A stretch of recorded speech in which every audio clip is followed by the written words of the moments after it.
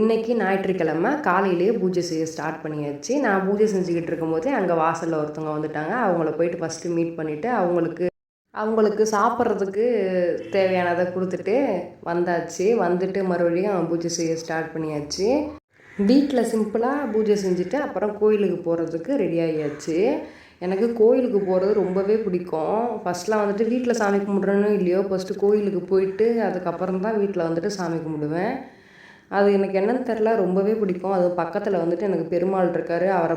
அவரை பார்த்தாலே ரொம்பவே சந்தோஷமாக இருக்கும். கோயிலிருந்து வர்றதுக்கு மனசே வராது, அந்தளவுக்கு இருக்கும் சந்தோஷமாக. நான் சாமி கும்பிட்டுருந்த கேப்பில் வந்துட்டு ஹஸ்பண்டும் பையனும் கிளம்பிட்டாங்க கோயிலுக்கு போகிறதுக்கு. அதோட சரி கோயிலுக்கு போயாச்சு. கோயிலுக்கு போயிட்டு பெருமாளை போய் பார்த்துட்டு சாமியை கும்பிட்டாச்சு.